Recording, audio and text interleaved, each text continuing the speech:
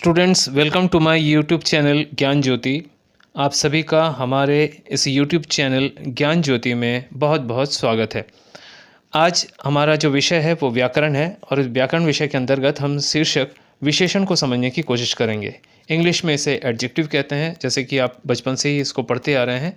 तो इसी टॉपिक को लेकर के आज हम पूरे इस वीडियो को आपके सामने लेकर के आए हैं। तो आइए शुरुआत करते हैं विशेषण से।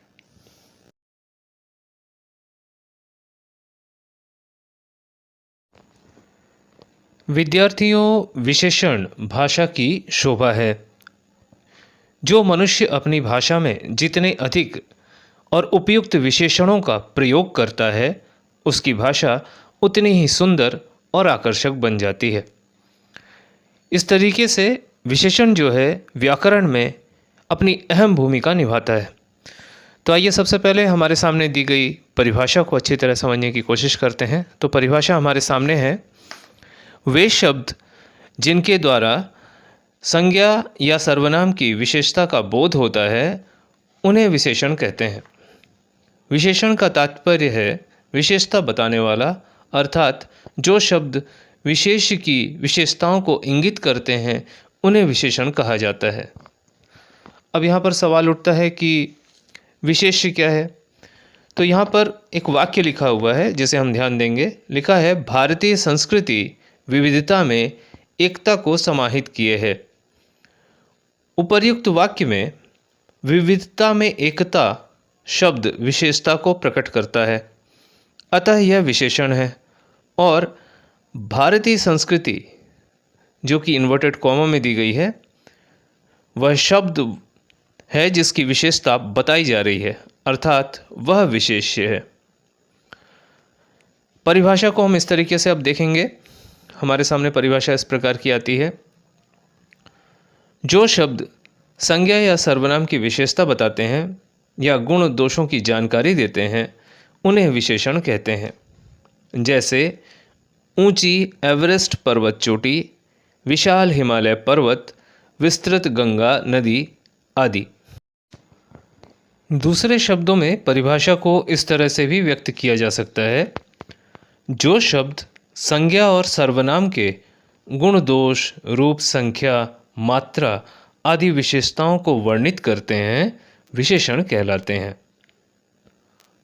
इस तरह विशेष्य की परिभाषा होगी, संज्ञा अथवा सर्वनाम के वे शब्द जिनकी विशेषता बताई जाती है उन्हें विशेष्य कहते हैं। जैसे वह लंबी लड़की है। उपर्युक्त वाक्य में लड़की संज्ञा शब्द ही विशेष्य है और विशेषण उसकी लंबाई है। हिंदी भाषा में विशेषण 6 प्रकार के होते हैं। तो आइए एक एक करके सभी प्रकारों को हम जानने की कोशिश करते हैं। तो पहला प्रकार है गुणवाचक विशेषण। एक तस्वीर हमारे सामने दी गई है जिसके लिए लिखा गया है, सीता एवं गीता दोनों बहनें हैं। सीता पढ़ने में तेज है और गीता को नृत्य का शौक है। इस प्रकार दो अलग अलग विशेषताओं को लिए हुए हैं। तो इस प्रकार गुणवाचक विशेषण की परिभाषा हो जाएगी, जो शब्द संज्ञा एवं सर्वनाम के गुण दोष, आकार प्रकार, रूप रंग, अवस्था आदि का वर्णन करते हैं वे गुणवाचक विशेषण कहलाते हैं। तो इस प्रकार हमारे सामने ये थी गुणवाचक विशेषण की विशेषता।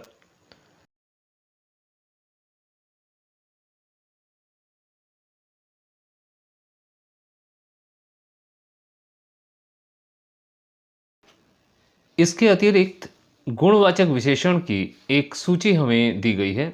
इस सूची को हम एक एक करके यदि देखें तो सूची कुछ इस तरह से शुरू होती है। पहले गुणों की जानकारी दी है। गुण में है साहसी, विद्वान, उत्साही, चंचल, परिश्रमी, समझदार, चतुर, ईमानदार, योग्य, सही, दयालु, उदार, पवित्र, प्यारा आदि। दोषों की जानकारियाँ इसके बाद दी गई हैं। मूर्ख, कमज़ोर, अभिमानी, भयानक, नीच, शैतान, अपवित्र, घिनौना, क्रोधी, आलसी, पापी, दुष्ट, कठोर आदि। आकार दिया गया है, जिसमें गोल, लंबा, तिकोना, चौकोर, छोटा, बड़ा, नुकीला, भारी, हल्का, मोटा, चौड़ा आदि। इसके बाद है दिशा, पूर्व, पश्चिम, उत्तर, दक्षिण आदि। इसके बाद काल की जानकारी दी गई है, नवीन, प्राचीन, आधुनिक, ऐतिहासिक आदि। इसके बाद फिर स्वाद के बारे में जानकारी दी गई है, लिखा है मीठा, खट्टा, कड़वा, नमकीन, तीखा, फीका आदि। उसके बाद दिया गया है स्थान, भारतीय, विदेशी, देशी, रूसी आदि। इसके पश्चात दी गई है रंगों की जानकारी, लाल, हरा, काला, पीला, नीला, गुलाबी, सुनहरा आदि। इसके बाद ध्वनि अर्थात आवाज़ की जानकारी दी गई है, जिसमें लिखा है मधुर, कर्कश, तीव्र, मंद, कर्णप्रिय आदि। इसके अतिरिक्त दशा की जानकारी है, जिसमें स्वस्थ, कमज़ोर, बीमार, अचेत, ग्रामीण, बलवान आदि। अवस्था की जानकारी इस तरह है, युवा, वृद्धा, बाल्या, किशोर, अमीरी, गरीबी, सुख की तथा दुख की अवस्था आदि। इसके अतिरिक्त स्पर्श की भावना दी गई है, मुलायम, कोमल, कठोर, मृदुल आदि। इसके बाद है गंध की जानकारी, जिसमें सुगंध, दुर्गंध, महकदार, नशीली आदि। और अंतिम शब्द दिया हुआ है स्थितियों के बारे में जानकारी, जिसमें लिखा है सुख, दुख, उदास, प्रसन्न, अमीरी, गरीबी आदि।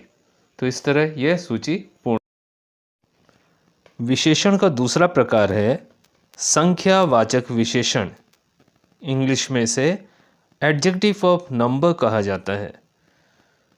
परिभाषा है, जो शब्द संज्ञा एवं सर्वनाम की संख्या या क्रम का बोध कराते हैं उन्हें संख्यावाचक विशेषण कहते हैं।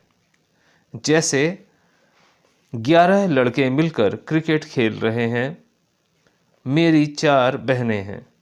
यहाँ पर 11 पहले वाक्य में और दूसरे में 4 संख्या को इंगित करता है, इस वजह से यहाँ इसे हम संख्यावाचक विशेषण कहेंगे। विशेषण का तीसरा प्रकार है परिमाणवाचक विशेषण। इंग्लिश में इसे क्वांटिटेटिव एडजेक्टिव कहते हैं। परिभाषा इस प्रकार है, परिमाणवाचक विशेषण को संकेतवाचक विशेषण भी कहा जाता है। जो शब्द संज्ञा या सर्वनाम की मात्रा या नापतोल की जानकारी देते हैं उन्हें परिमाणवाचक विशेषण कहते हैं। जैसे मेरे पिताजी ने 5 किलो आम खरीदे, मेरी माँ ने मुझे मेला देखने के लिए 50 रुपए दिए। चूँकि यहाँ पर वजन के लिए 5 किलो और रुपयों की संख्या के लिए 50 मौजूद है, इस वजह से परिमाणवाचक इस प्रकार इन्हें प्रदर्शित करते हैं। एक प्रकार से यहाँ मात्रा या नापतोल की जानकारी हमें प्राप्त हो जाती है। विशेषण का अगला प्रकार है सार्वनामिक या संकेतवाचक विशेषण। इंग्लिश में इसे डेमोन्स्ट्रेटिव एडजेक्टिव कहते हैं। परिभाषा इस तरह है, ऐसे सर्वनाम शब्द जो संज्ञा से पहले आकर उनकी विशेषता बताते हैं उन्हें सार्वनामिक विशेषण कहते हैं। जैसे जो पीले रंग की साड़ी पहने हैं वे मेरी माँ हैं। दूसरा उदाहरण है, वार्षिकोत्सव में जो शील्ड दे रहे हैं वे विशेष अतिथि हैं। यहाँ पर पहले वाक्य में लिखा गया जो शब्द है वे मेरी, ये यहाँ पर सार्वनामिक विशेषण को संकेत करता है। और जो दूसरा वाक्य है उसमें वे विशेष अतिथि हैं, जिसमें वे शब्द यह भी सार्वनामिक विशेषण का संकेत करता है, क्योंकि ये संज्ञा के पूर्व में आए हुए शब्द हैं।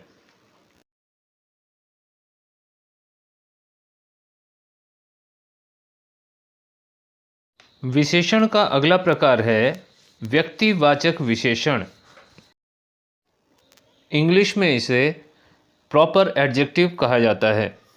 परिभाषा इस तरह है, जो शब्द व्यक्तिगत संज्ञा के संबंध को किसी वस्तु के साथ बताते हैं उन्हें व्यक्तिवाचक विशेषण कहते हैं।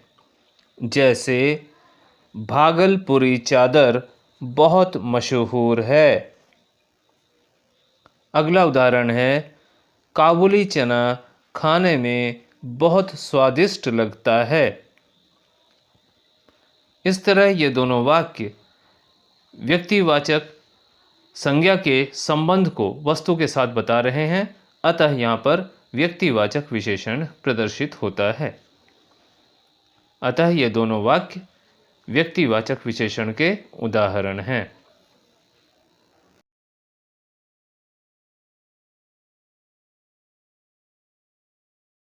विशेषण का अंतिम और आखिरी प्रकार है प्रश्नवाचक विशेषण।